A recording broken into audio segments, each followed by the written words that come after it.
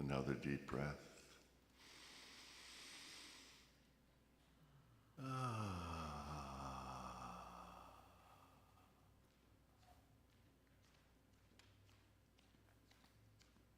Resting into present moment awareness.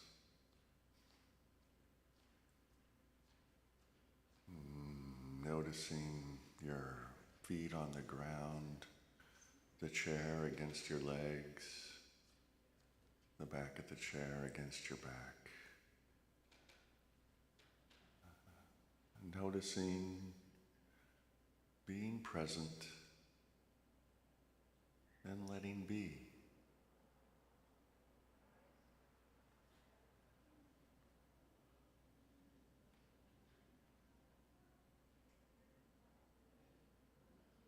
The practice of mindfulness is to be present to what is with full open-hearted awareness and without judgment. So if you notice your judging mind arising, acknowledge, judging mind, being aware of judging mind, and let it dissolve into the spaciousness of all things. Just be present.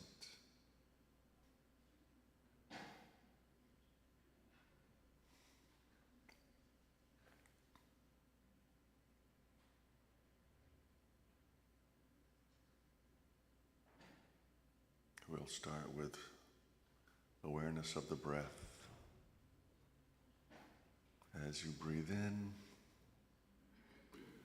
know to yourself breathing in. And likewise, as you exhale, notice to yourself breathing out.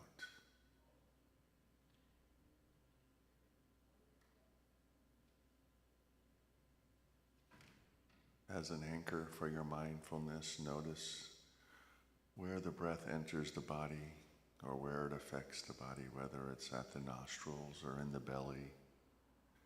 And let that be a place to rest the mind.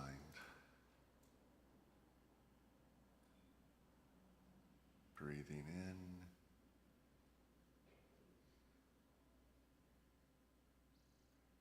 and breathing out.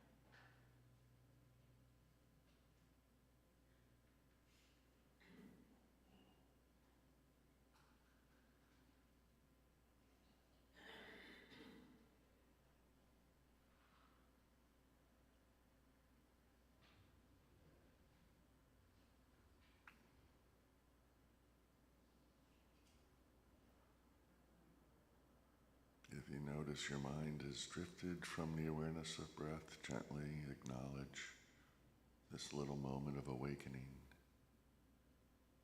and bring the awareness back to the breath.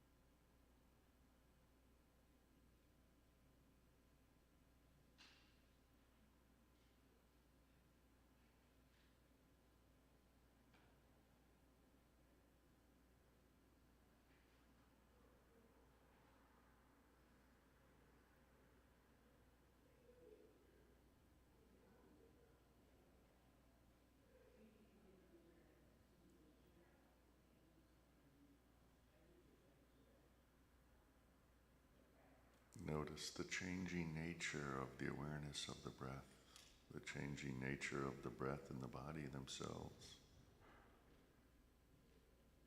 Breath arises, awareness arises. Things change.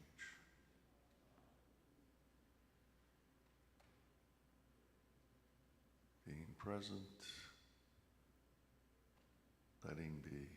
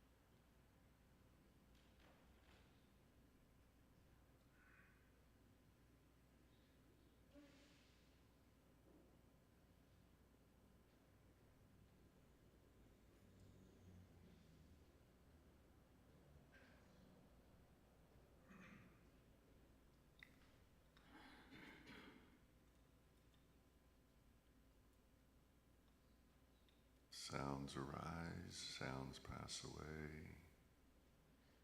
Body's sensations arise and pass away. Thoughts arise and pass away.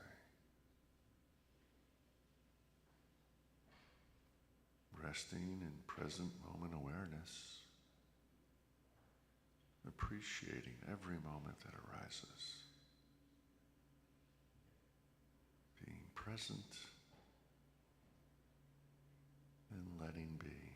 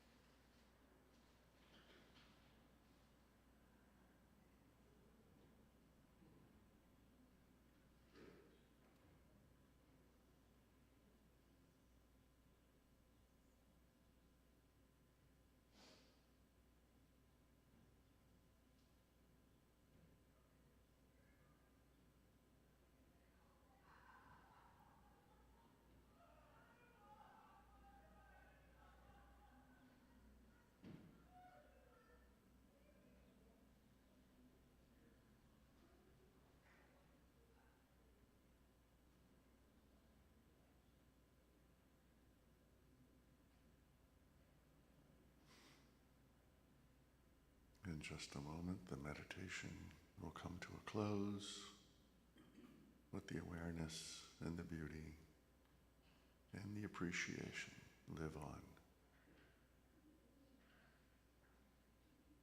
Thank you for participating today and being present.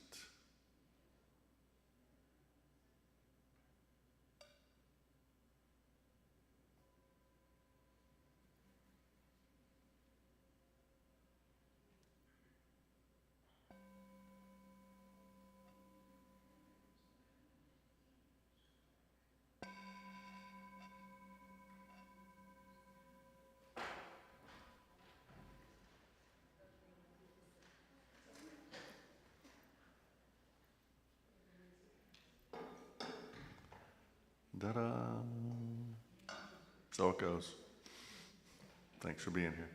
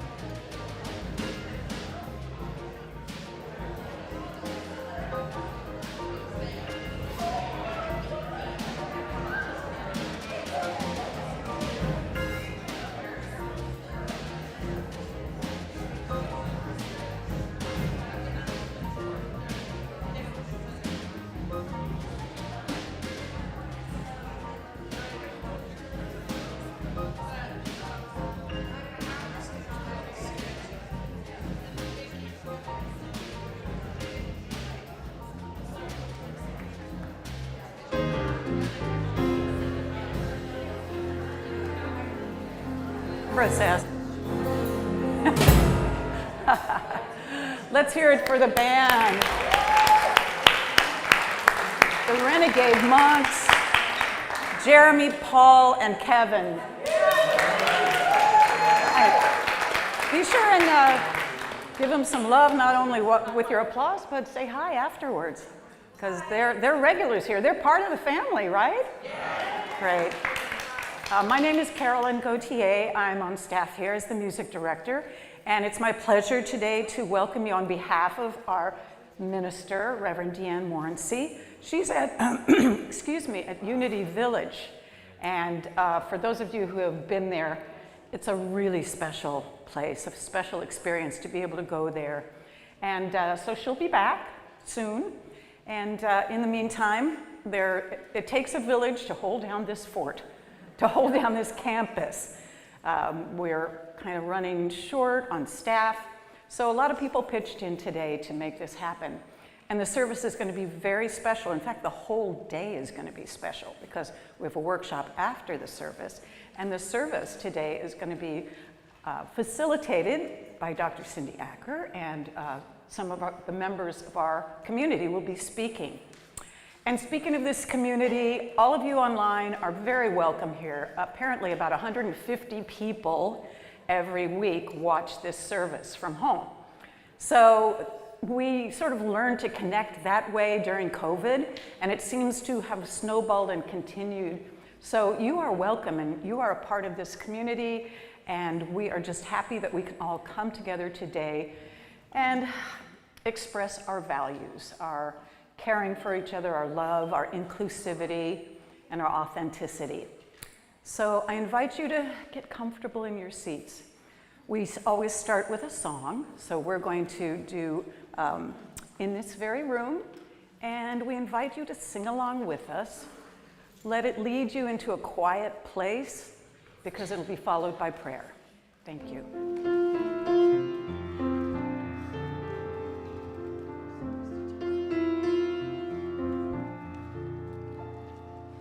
In this very room, there's quite enough love for one like me.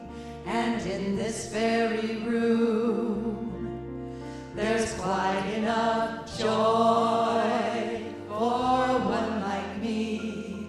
And there's quite enough hope and quite enough power to chase away any gloom. For Spirit, sweet Spirit, Spirit is in this very room.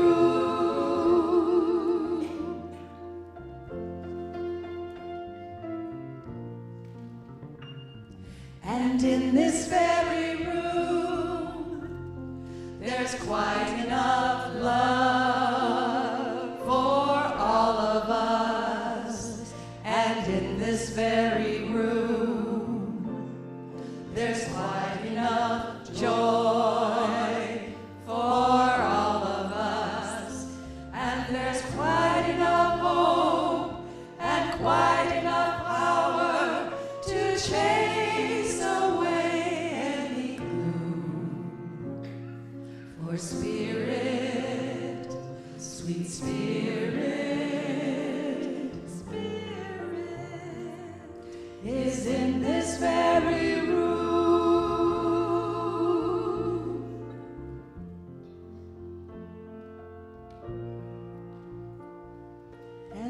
in this very room, there's quite enough love for all the world. And in this very room, there's quite enough joy for all the world. And there's quite enough hope and quite enough power to chase away any gloom. For Spirit, sweet Spirit, Spirit is in this very room.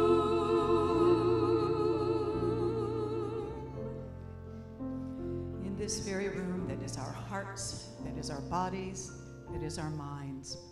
We're going to have Elizabeth Drew, who is one of the co-chairs of our prayer chaplains, come up and lead us in prayer. And Yvette, the other co-chair, will come up with a prayer box. So all of your prayer requests are placed in this box and held in prayer. And we'll talk more about that yet later and how you can access this ability, this inclusivity of prayer. And prayer chaplains, you want to say that part? Prayer chaplains, would you please stand and surround us with your love? And anyone else who is holding the space for our higher selves, for the greater good, for each one here, each one watching, each human being on the planet, the entire planet needs to be held, and we are all holding them at this very moment.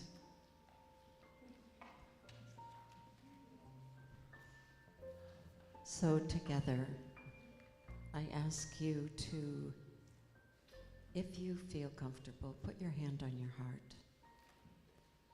For we're all holding in prayer all those in the world, in our country, all those in Texas. Please feel that love, those prayers that you are sending out, that we are sending out together, knowing that Divine Spirit is guiding each and every one, a divine spirit, a divine being. We give gratitude for this truth, and we say amen. Amen. Elizabeth, thank you everyone for that heartfelt moment. I think we all needed that, didn't we? So there's a lot going on here at Unity, and we have tools for being able to hold on to all that's going on in the world. And one of them is by practicing being open and welcoming. So guess what? We're all part of the welcome team. If you see someone here that maybe you haven't spoken to, after the service out in hospitality, be sure and go up to them and introduce yourself. Even if it's somebody that you may know, you may not remember their name. Does that ever happen to you? Like all the time? So let's spread this feeling of inclusivity. And first-time guests, there's a welcome table out in the courtyard. So we'd love to have you come and find out a little bit more. And of course, it's a potluck, so feel free to bring snacks, healthy items preferably, but sugar is good for Sundays after church too. And we'd love for you to follow us on all of your platforms. Whatever your choice of platform may be, please like us and spread the word. And we're trying to get a lot of subscribers on YouTube so that we reach another level. And if you can share that with your friends, then we'll reach that goal. In your bulletin, there is a prayer card that you can tear off. And as I said before, all the prayer requests that are that we get on Sundays, they go first to Deanne. So if there's any comment you have for her, suggestions, and then she sends them on to the prayer chaplains and a special group of angels who pray with you. And then they go to Unity Village for another 30 days. So when the baskets come around, you can put that spiritual connection card in the basket. And guess what? We have a busy, busy month coming up. You can see so much is going on here, and you'll find out more about them on the website if you'd like to check that out. But I'm going to highlight a few things, of course, later on. Right now, I'd like us to share together our vision and our mission. Let's state this. Vision. A world spiritually awakened and transformed through realizing our divine potential. Wow, that is quite a vision we have. Mission. Unity in Marin is a loving community dedicated to spiritual growth, inclusivity, and service. We honor and care for each other and the natural world. And our three core values are connectivity, inclusivity, and authenticity.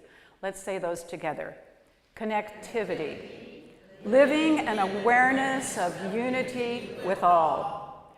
Inclusivity, cultivating a safe space to celebrate diversity and value the uniqueness of every person.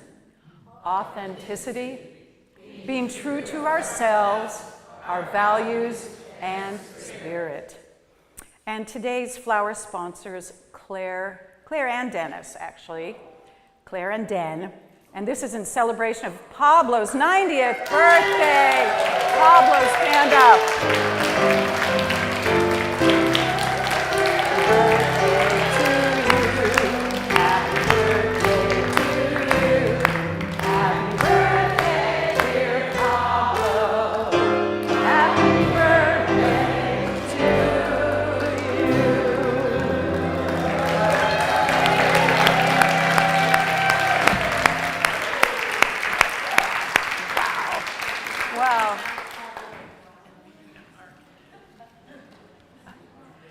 We don't hardly ever sing happy birthday in here, but when you reach 90, you get to have the happy birthday song. We're so glad you're here today, Pablo. We love you. And yes? For those who don't know, Pablo was the architect who designed this campus.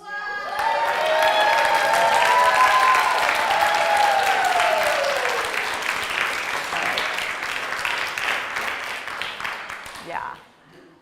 Okay.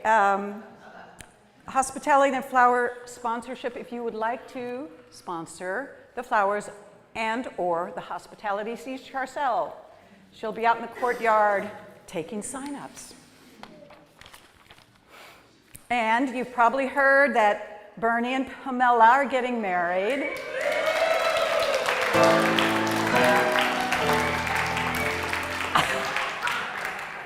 Thank you, Jeremy.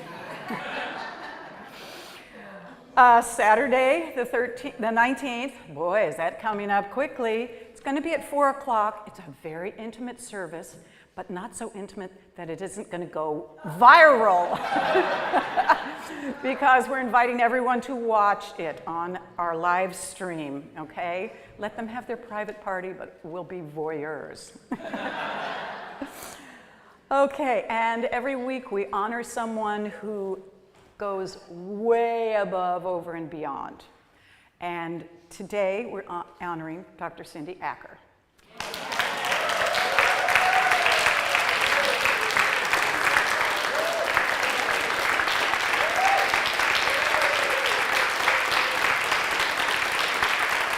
And just in case you didn't know, she is the head teacher at head of school for the Hamilton Montessori School, which is part of us.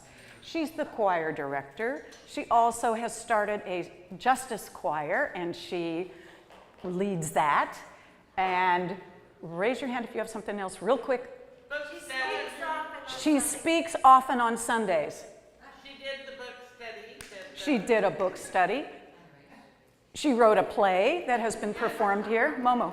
She led Getting Real with Race. for Getting over 2 years. Real with Race, a program that she led on Zoom for over 2 years. She's a phenomenal mom. She's a great mom and a great grandmother, too. One more.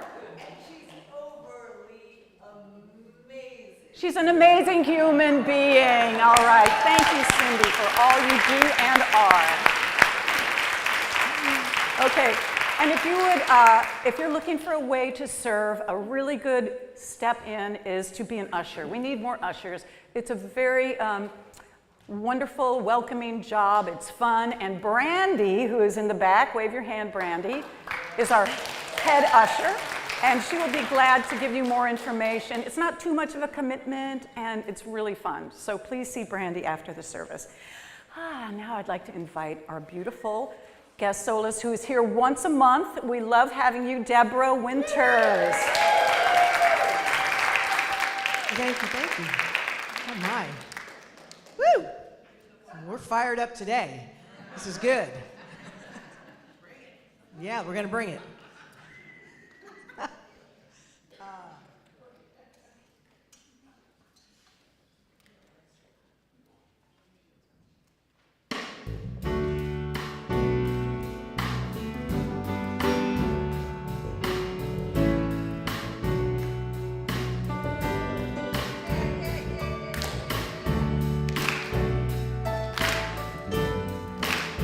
Blood in you. Come on.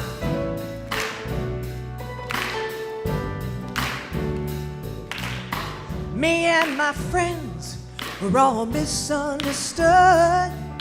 They say we stand for nothing, and there's no way we ever could. Now we see everything that's going wrong with the world and those who lead it. We just feel like we don't have the means to rise above and beat it. So we keep waiting on the world to change. Yeah, so we keep waiting on the world to change. It's hard to beat the system when you're standing at a distance. So we keep waiting on the world to change. Yeah.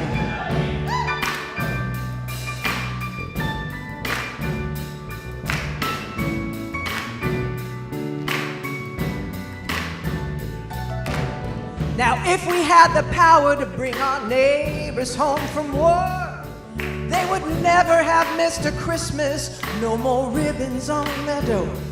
And when you trust your television, what you get is what you got.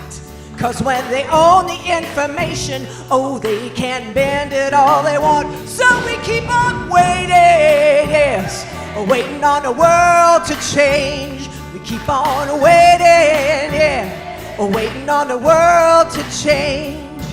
It's hard to beat the system when you're standing at a distance. So we keep waiting on the world to change. And we're waiting.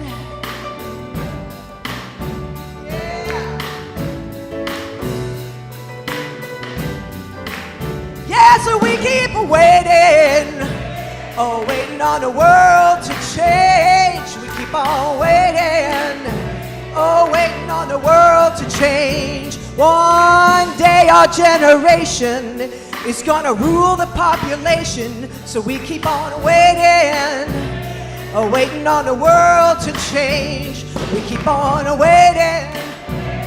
Waiting on the world to change. But no, we're gonna walk a walk, take a talk, and we're not gonna wait no more.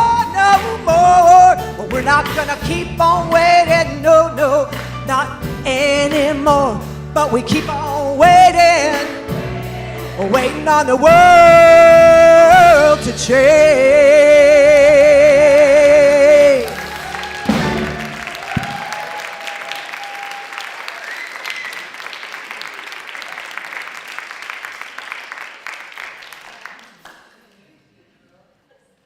I love that song.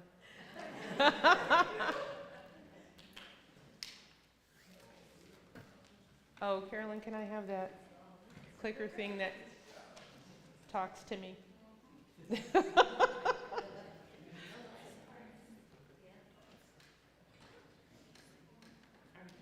please, says Rosemary Trummer, if you are the one who has practiced meeting the pain of the world, we need you. Right now. We need you to teach us it is possible to swallow what is weighty and still be able to rise. Amen. We need you to remind us that we can be furious and scared and near feral over injustice and still thrill at the taste of a strawberry ripe and sweet. Amen. Can still meet a stranger and shake their hand, believing in their humanness. We need you to show us how we too can fall into the darkest unplumbed pit and learn there a courage and beauty we could never learn from the light. If you have drowned in sorrow and still have somehow found a way to breathe, please lead us. You are the one with the crumbs we need, the ones we need to use to find our way back to the home of our hearts. We need you, and we need you. We, as a group, explored the book Living Legacy and discovered how negative legacies have defined some of the things going on in our world: the pain, the injustice, the discrimination, the war, the self-harm, the trauma, the systemic failures, you name it. We learned about how to recognize those legacies and how to create new legacies, ones that could supplant the old ones. We were able to see that legacies are something that can be and are ongoing. In fact, to not realize the ongoing power of a legacy causes us to find ourselves in a place where we're depressed, feeling incapable of being able to make any change. And there are legacies. There's good ones, there's bad ones that can have an indefinite and historical trajectory. We have familial legacies and we have collective legacies. Familial that have defined who we are, and collective legacies that have created otherness and divisiveness.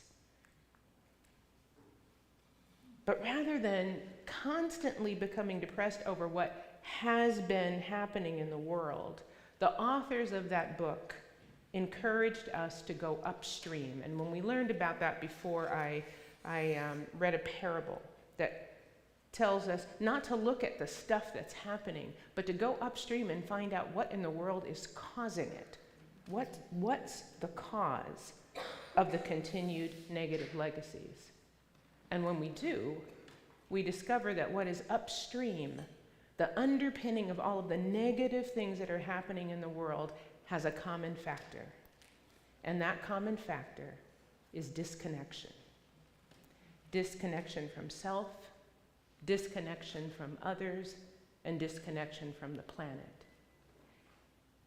And it's interesting because when we're disconnected from ourselves, we forget self-care.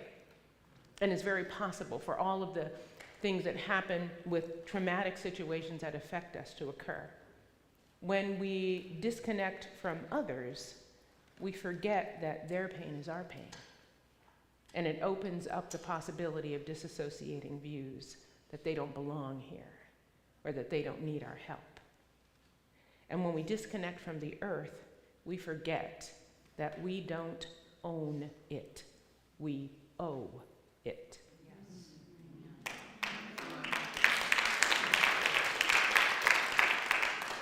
So the authors of that book invited us to discover what is our inner purpose and what is our outer purpose, something greater than ourselves. And from that, how can we begin a process of discovering and creating our living legacy? Not a death legacy, not what you leave after you're gone, but a living legacy, something that you have each day, that defines you each day, where love and connection is stronger than what has powered the negative legacies. So rather than thinking of a legacy as a death legacy, the authors say, let's live it every day, discovering your own purpose and creating your living legacy. So we and others did a deep dive. Would you say it was a deep dive? Yes. Into what's our inner purpose, what's our outer purpose, and how we can start living legacies. And Jeremy, I need you to pop back up here because I know that you'll figure this out. So on behalf of the group, there are some people who are going to share their stories, and others in the group are going to be witnesses as you are. And I am going to ask 2 questions, but each time that they answer, I want you, in order to witness, I want you to sing not the beginning of the song, Amen, but the end. Yes. Amen, amen, amen. I knew you'd get there. So I'm going to ask them, what was the most impactful information that you took away from the group? Why did you keep coming back? From this process, what did you determine is your inner purpose, your outer purpose, and how have they framed your daily and living legacy? And what I want to say to you is that some of us are still in process, trying to figure some of that out, and some of them said, can we still talk if we didn't finish all of the book? And I said, yes, because it was about, it's about the journey that we're all on. And so we're going to start with someone who couldn't be here, but she decided that she wanted to send her comments. Elizabeth Dunleavy.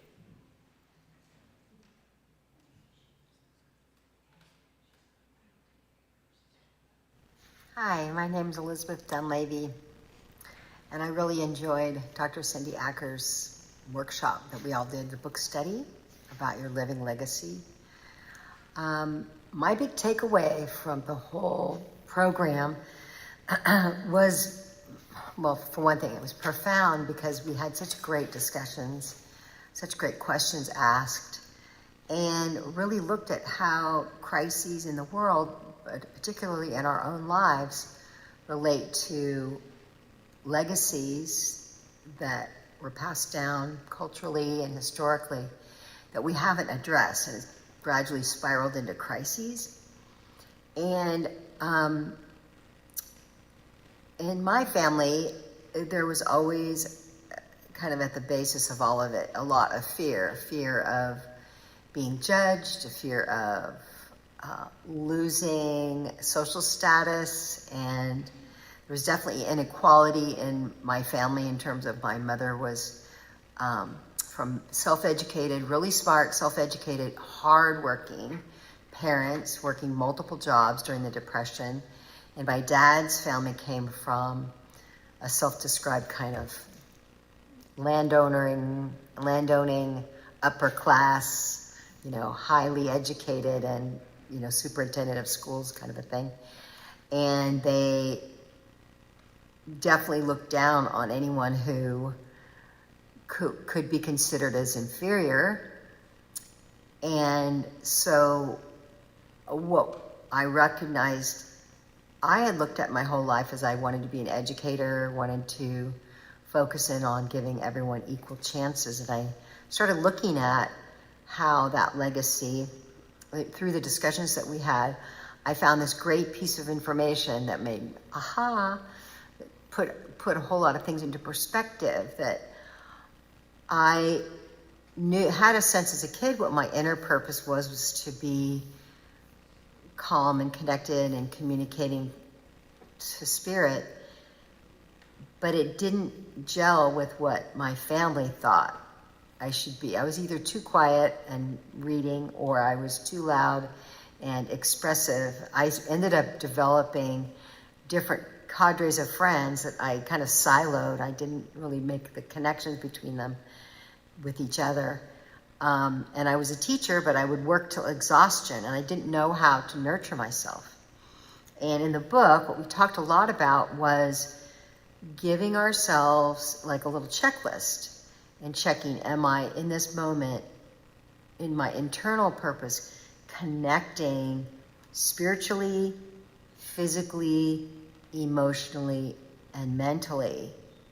Am I nurturing all aspects of myself? Am I addressing all aspects? Because we're in my family, we were all kind of walking on tiptoes, trying to make sure everybody was happy. You couldn't relax until everybody was calm, happy, well-fed, blah, blah, blah, especially the women in the family. We had to serve the family.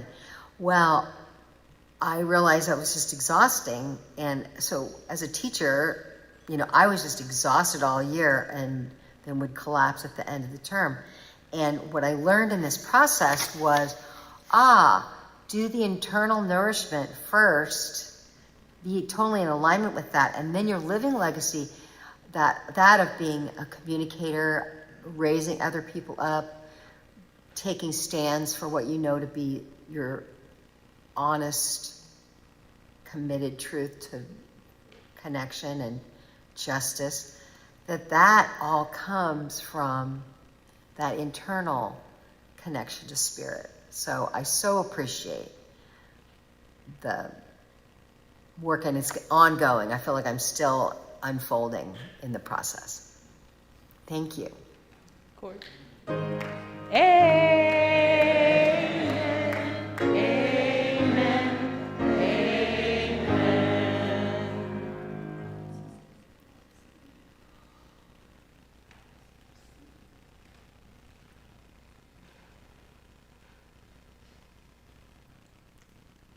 It's not going.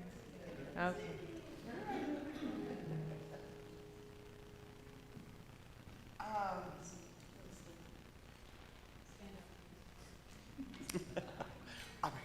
So I can be seen.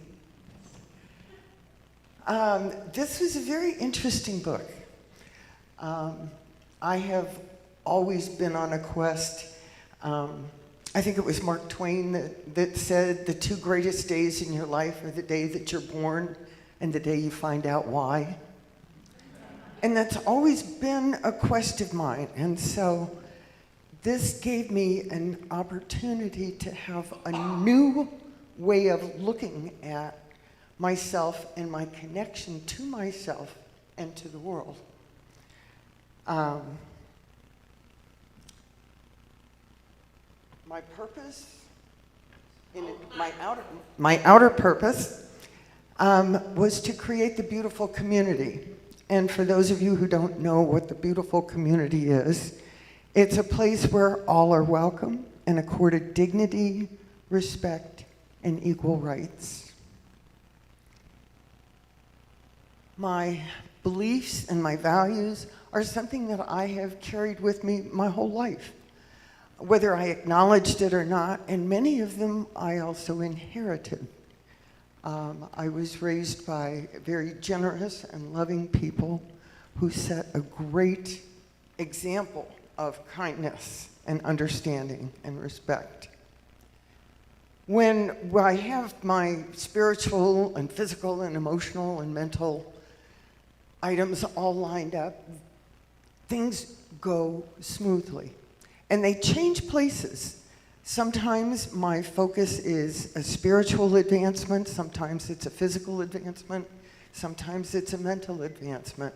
So they don't have the same sequence. It all depends on what I'm doing and how I'm expressing my love.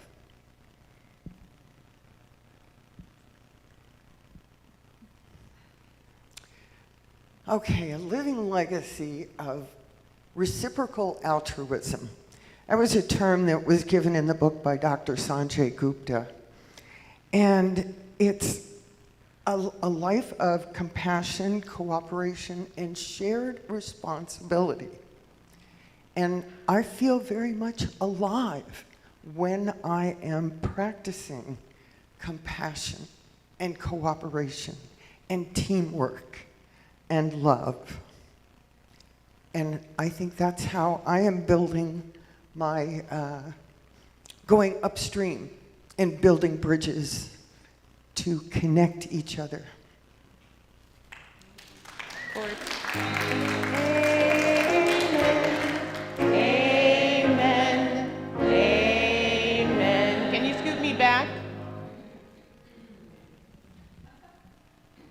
Can you scoot me back? Mm-hmm. I'm not Joel. Nope. I'm Elizabeth. So why did I keep coming back to this book study class?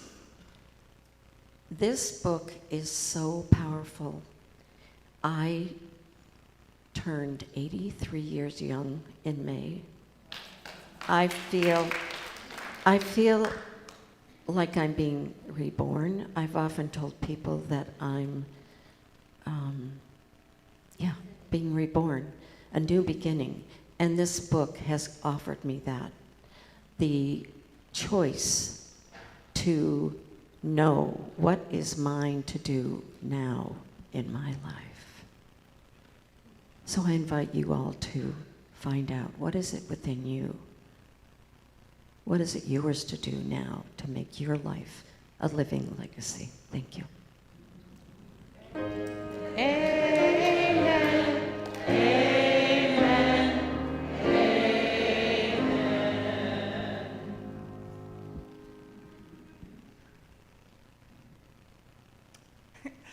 I have such deep gratitude for this group, for the people that are behind me, for Dr. Cindy, and for all of those of you out there who have supported me and given me encouragement.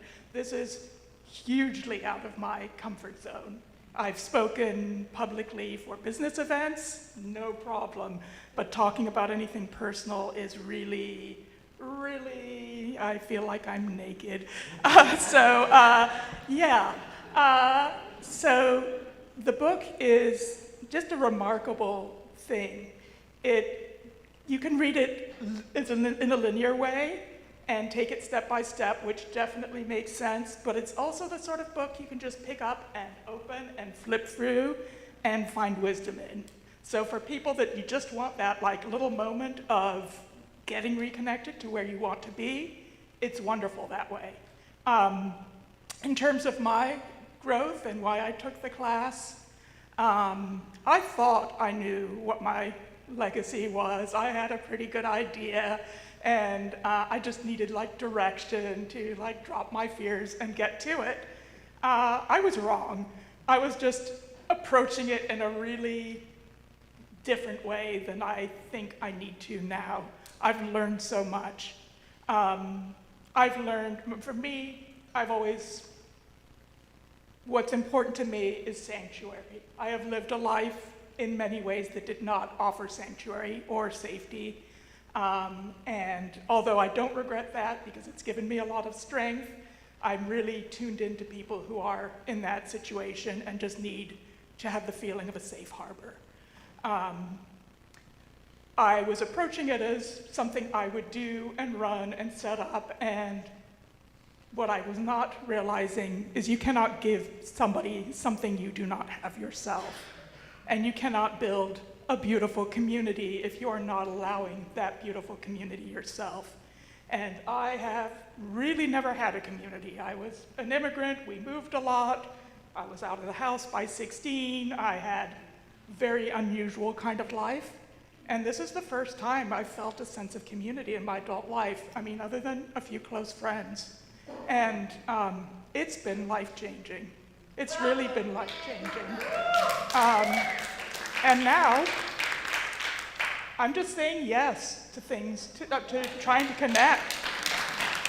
You guys are so sweet. By doing that, and by feeding myself, and really aligning with what's important to me and what is true. When you're a little kid and you just have that, you're nearer to the source and you kind of know who you are, and then the rest of your life you kind of move away from that. So you know when you're in your truth. You know when you're doing what you're meant to do. And so I'm trying to connect with that, understand all the legacies that are holding me back, both, natural, our natural world instinct to both nurture and also to be, protective in ways that are sometimes negative, to be fearful, to survive. That's part of all of us. And Am I running long? I know, sorry. But anyway, I have great gratitude, and it has helped me move forward, and I'm sorry I talk a lot. Amen. Amen.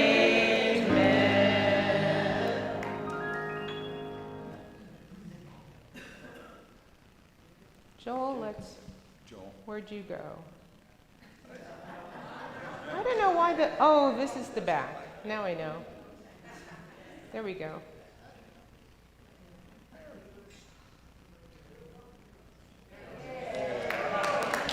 Come on up, Joel. Testing. All right, Cindy has my approval to get out the hook. Go ahead. At any time, as the rest of you. Good morning, everyone. I just love the smiles. At least I know I got one fan right here.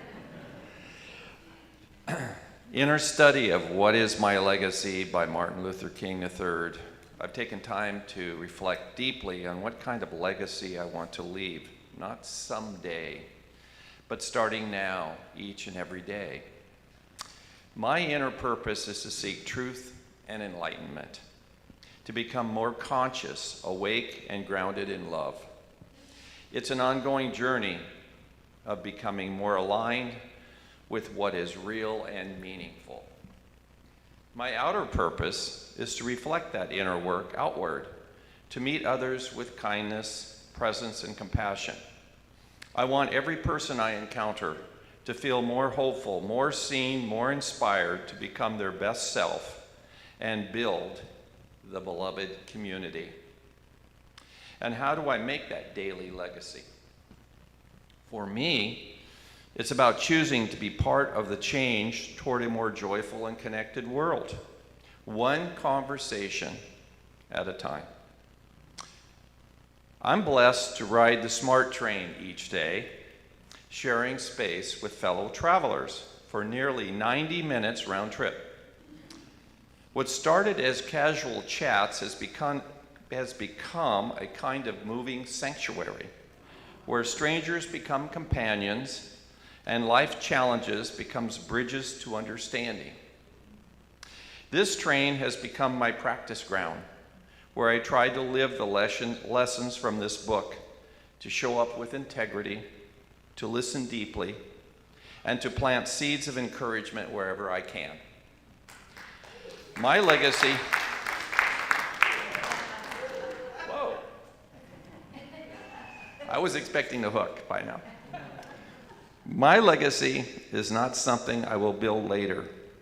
It's something I am shaping now. Every smile, every moment of presence, every connection, that is the legacy I want to live into. Thank you. Amen. Amen. Amen.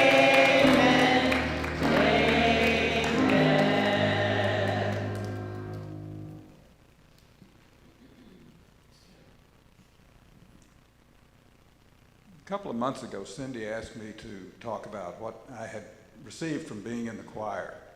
And I left the most important part out. The most vulnerable part is that it had opened my heart to all of you and everything that this group offers. So I wanted to put that in the space right now, because in this book, I realized that gather my thoughts here. When I was a young man, or a boy, the Brown decision came down. I think I was 6 years old. 4 years later, my parents took me to a basketball game at the Municipal Coliseum. I was not interested in the game, so I walked around the concourse. And I came to the end, and I saw two young men standing at a concession stand. They were black. The concession stand was very small, one water fountain, 5 steps to get to the bathroom, and it scared me.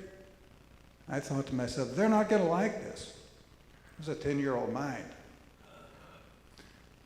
About 3 months later, I was at the golfing club where my father played golf, and I heard a loud voice, a fellow talking on the phone. and he was screaming to get those white-only signs out of the Coliseum. So at 10 years old, I knew right from wrong, and I knew the effect of government not doing what it was supposed to do, what they said they would do in law. So when I come back to this book, I watched Dr. King delivering a talk at Ebenezer. I don't know what it was before. There was something going on the next day. But he was fearful that, one, what they were doing was not condoned or backed by the Constitution, but also fearful that they may lose their lives, because killings were not out of the question. But he persevered because his stand was love, compassion, and forgiveness. And it's a legacy that lived on after he was gone. And it still burns in my memory, those years where there was so much violence. I have one quote to read out of the book. I'm sorry, I forgot this.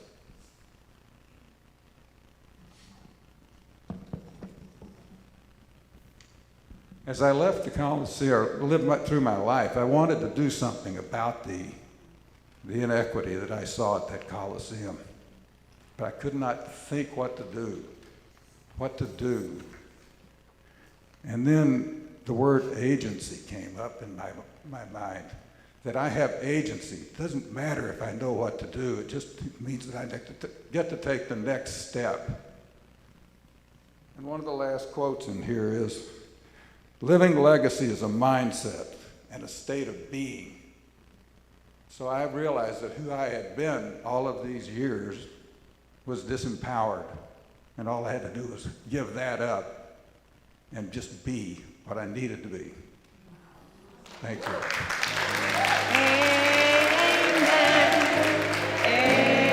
Amen. Amen. What I hope you take away from these stories is that all of us can do something. And all of us must do something.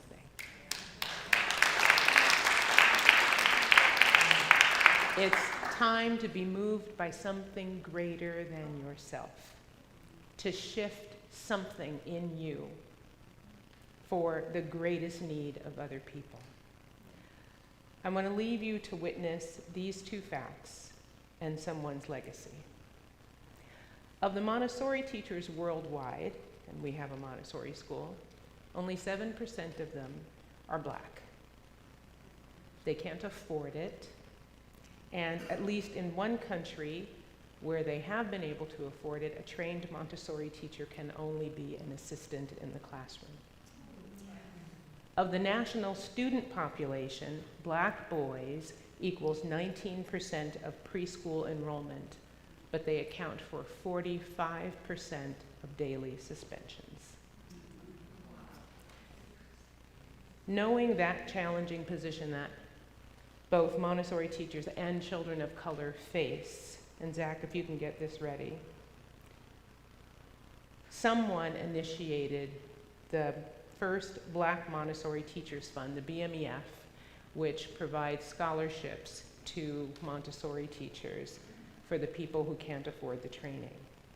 And they also created the first Black Montessori Conference, which was just held this past month in Washington, D.C. It was the brainstorm of a woman who created her daily legacy on behalf of Montessori teachers of color. It was held through the lens of people of color to help people understand the lens of people of color. And we sent one of our teachers, Bailey Basinger, to that Montessori conference. This video is going to give you a sense of the living legacy that one person created and the impact that it had in this conference. To see the conference finally come together, It's a long time coming. This is tremendous. I think Dr. Montessori said, of all things, love is most potent, and the love in this place is potent. Come on, give yourself at the capstone of black education, at the Mecca, at the Howard University. Ain't you?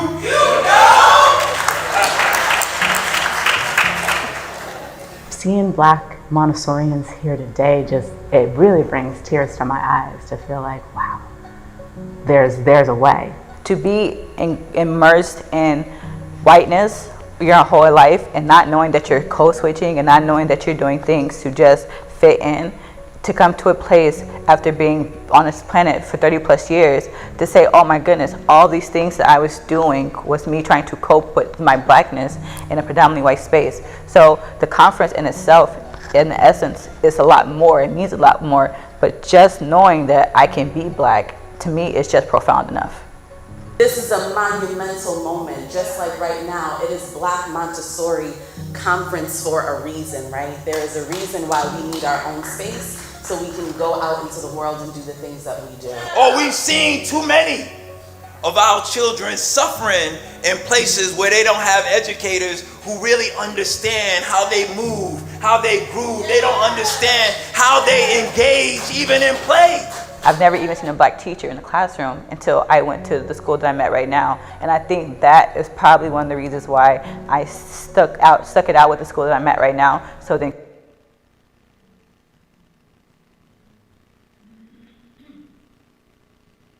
Beautiful. We have to be unabashed about taking our children's education into our hands and understand that we are the ones that have to make sure that our children know the stories. We gotta help our children to realize that they are connected to a great people, a long and tremendous history, and we are looking for them to continue to press toward the mark, to do the great things that the Creator has put in each of our hearts to do. Montessori was a pedagogy that was ultimately founded as a form of resistance. She looked at the community, the society, the leaders, the educational system that was around, that's still around to this day, and she thought, her legacy. no, there's something better than this. Our children deserve better. We deserve better as a species. It was never meant to become this elitist sort of system that's only accessible by people with a lot of money. And so our goal as the BMEF is to ensure that our community benefits from it as well. And not just the children, but the families, the educators. By extension, it's something that advances the human species all across the board. The BMEF wants to be a resource to be able to help sprinkle Montessori magic across the spectrum. Wherever you might be, we want to be able to be that blessing to our community so our children can manifest that Black excellence. So I think about Malcolm X, I think about how his children were in Montessori, right? How he knew the potential of liberation, our ancestors. I think about my father, I think about Asa Hilliard, I think about as a daughter of Black psychologists who are there, like those who they were really on the front lines. They were really, really paving the way. They did not bank on the quote unquote profit, right? Or the promise of the system. They banked on the promise of their children and their children's children and the legacy. When I see a teacher, Black teacher, I know they're here for the light of the child. And what that means is that the legacy, the children who are the guarantors of our future is what we're banking for. And so I have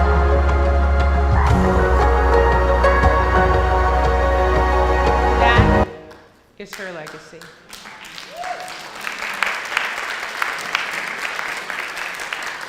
One person's thought of how could they do something greater than them. And I cannot tell you that conference was rocking. You've witnessed outworkings of this person and these people who were sharing their process. We encourage you to go deep, just as we've been going deep, and to ask yourself, what is my inner purpose? What is my outer purpose? What is greater than me? What is out there in the world that are negative legacies, beating down and hurting people? And how can I take my inner purpose, starting there, looking at my outer purpose, and come up with my daily legacy, how I walk and talk and move and groove in the world to make a change for a difference. That's what this was about. Thank the people who shared their journeys.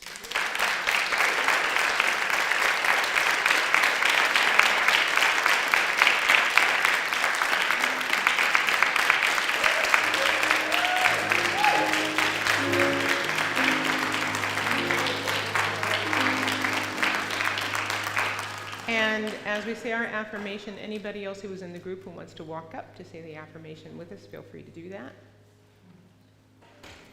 The affirmation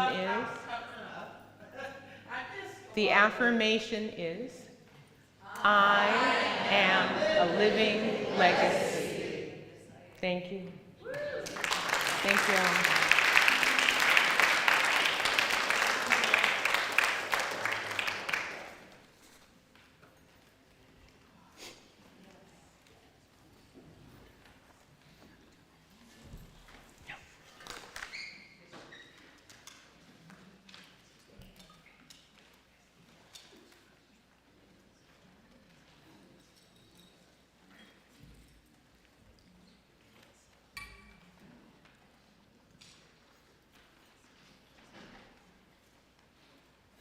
Thank you all. Thank you to this community and Dr. Cindy just for all this beautiful work that you bring to us. So here we are.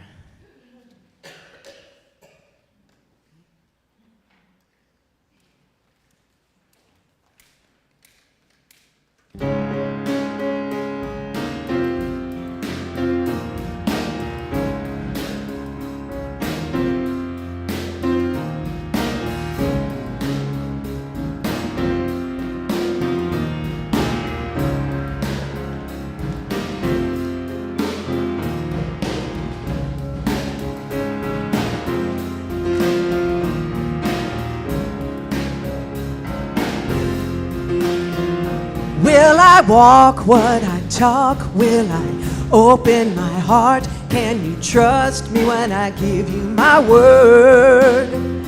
Will I judge you or love you? Put nothing above you. Can I help you see what you're worth? Can I tend to your needs when you're down on your knees? Can I still see the light in your eyes?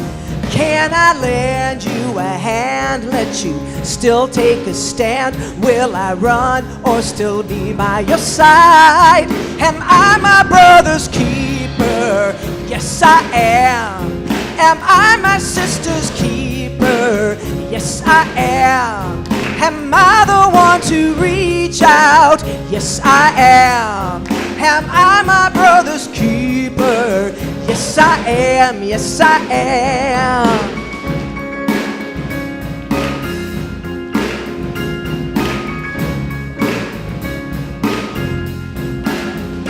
When you're pushed to the edge, when you're out on a ledge, can I help you to think with your heart?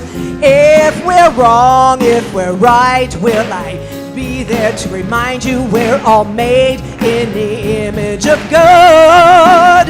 When we struggle with troubles, do we know that our mistakes don't define our life?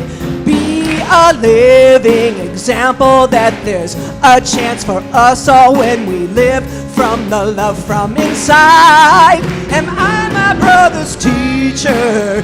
Yes, I am. Am I my sister's keeper? Yes, I am. Am I the one to reach out? Yes, I am. Am I my brother's keeper? Yes, I am. Yes, I am. Whoa.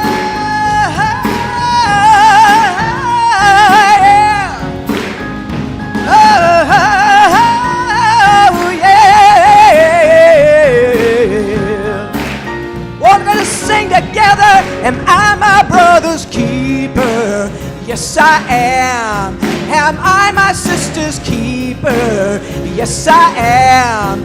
Am I the one to reach out? Yes, I am. Am I my brother's keeper? Yes, I am.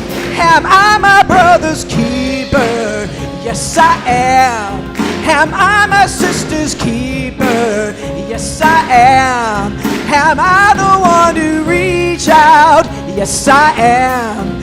Am I my brother's keeper? Yes, I am. Yes, I am.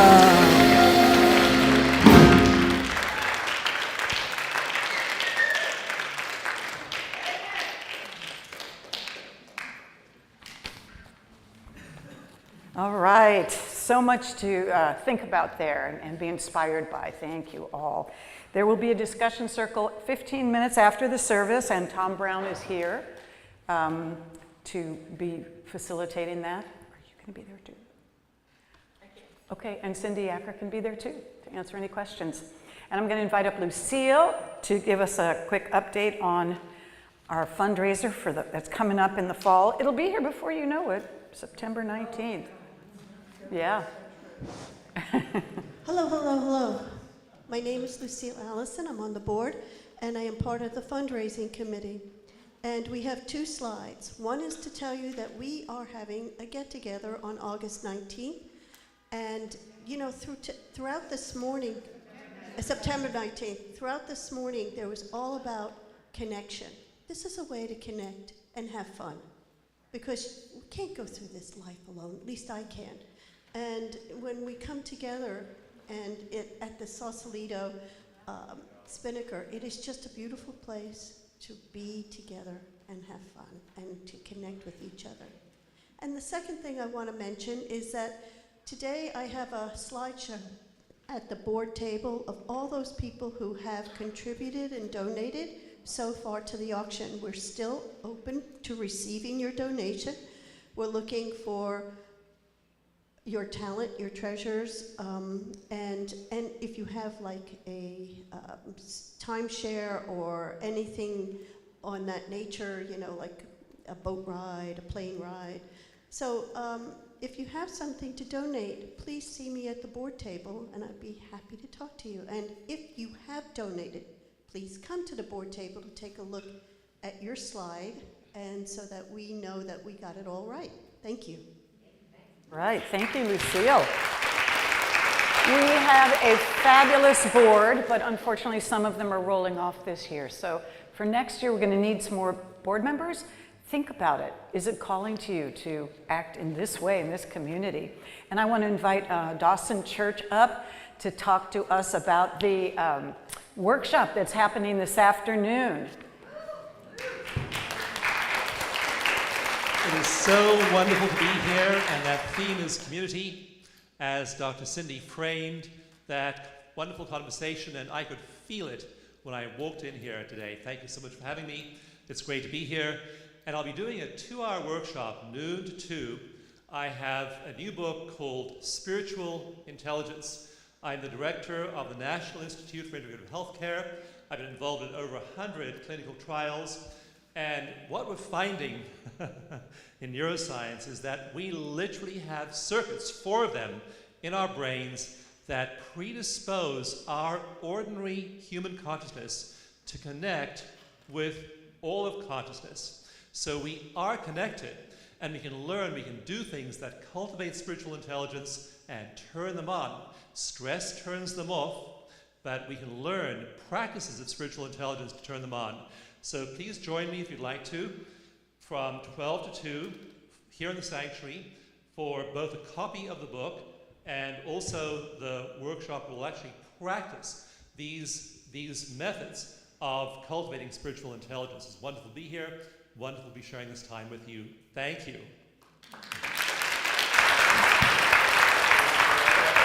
For those of you who have already registered, the books will be waiting for you when you come back into the sanctuary. And now it's time for our giving and receiving. And ushers, if you'll be coming around shortly. There are many ways to give. They're all up on the screen. And this is the time if you want to fill out your spiritual connection card and drop that in the basket. And let's say our offering blessing together.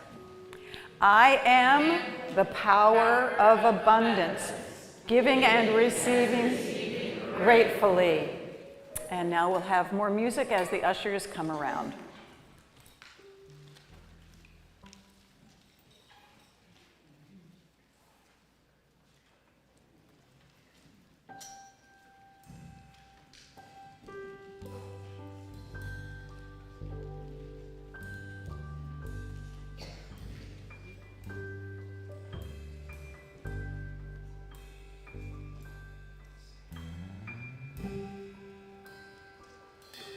Don't worry, mother, it'll be all right.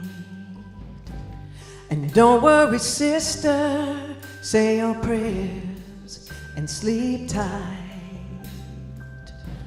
Oh, it'll be fine, lover of mine, it'll be just fine. Lend your voices only to the sounds of freedom. No longer lend your strength to that which you wish to be free from. Fill your lives with love and bravery, and you shall lead a life uncommon.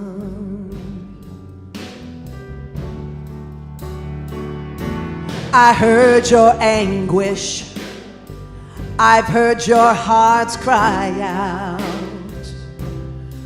We are tired, we are weary, but we're not worn out. Set down your chains till only faith remains. Set down your chains and lend your voices only to the sounds of freedom. No longer lend your strength to that which you wish to be free from. Fill your lives with love and bravery, and you shall lead a life uncommon. There are many of people who pray for peace, but if praying were enough, it would have come to be. Let your words enslave no one, and the heavens will hush themselves to hear our voices ring out clear with the sounds of freedom. The sounds of freedom.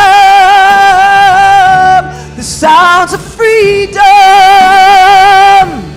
Oh, come on, you non-believers, move on out of the way. There's a new army coming, and we are armed with faith. And to live, we must give. Yes, we must give and lend our voices wholly to the sounds of freedom. No longer lend your strength to that which you wish to be free from. Fill your lives with love and bravery, and you shall lead a life uncommon. Here we go. Now lend your voices wholly to the sounds of freedom. No longer lend your strength to that which you wish to be free from. Fill your lives with love and bravery, and you shall lead a life uncommon. Yeah.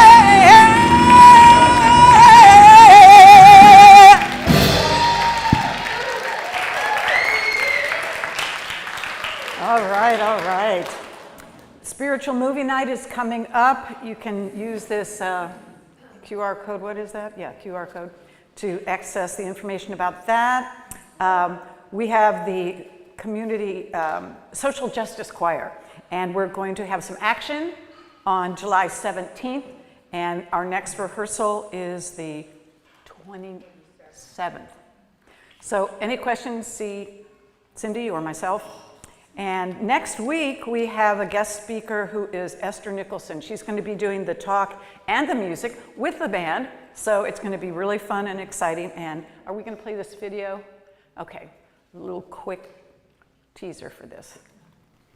I'm Esther Nicholson, CEO and founder of Soul Recovery, a program that provides a clear and comprehensive roadmap for individuals, groups, communities, and organizations to reconnect with their authentic self. There are so many of you who might be feeling so emotionally overwhelmed, hurt, confused, and maybe even experiencing feelings of hopelessness. Perhaps you're trapped in the same emotional and behavioral patterns that seem impossible to break. And maybe you're blaming yourself and asking, what's wrong with me? Why do I keep repeating the same patterns, replaying the same negative loops, or feeling so anxious, unsafe, and afraid all the time? If so, I want to invite you to my workshop, The Healing Code of Forgiveness, Freedom from Shame and Trauma. Please register for that on our website, and she's also going to be doing personal sessions. Find out more on the web. And now we're going to ask the prayer chaplains to stand. If any of you would like to spend a few moments in prayer, these wonderful people wearing the white stole will be glad to be with you in prayer. And do we have any kids to come in today? We do, our beautiful children. Come on down.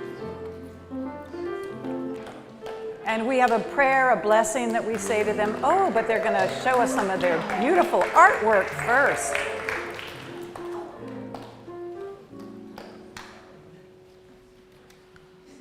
So we made mandalas today. You want to hold up your mandala? Wow. We all made beautiful designs. Ooh, gorgeous. Wow. And these are 3 of our new, younger children that have been coming to Unity. You want to tell us everybody? I'm Leia. Leia and Sabina. Indy. Indy. Oh, nice to have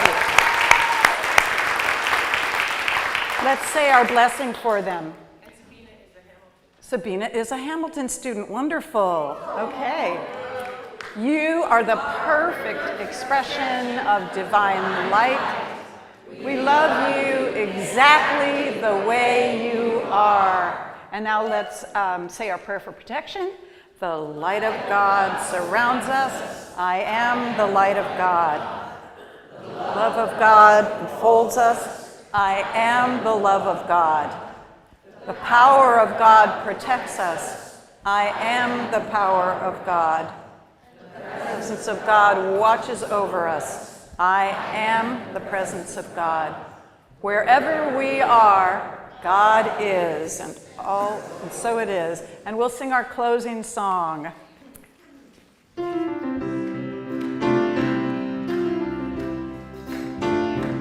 Gratitude before me, gratitude behind me, gratitude to the left of me, gratitude to the right of me, gratitude above me, gratitude below me, gratitude within me, gratitude all around me. I'm so grateful, I'm so grateful, I'm so grateful, I'm so grateful, I'm so so grateful. I'm so grateful. I'm so grateful. I'm so grateful. Gratitude before me, gratitude behind me, gratitude to the left of me, gratitude to the right of me, gratitude above me, gratitude below me, gratitude within me, gratitude all around me. I'm so grateful. I'm so grateful. I'm so grateful. I'm so grateful. I'm so grateful. I'm so grateful. I'm so grateful.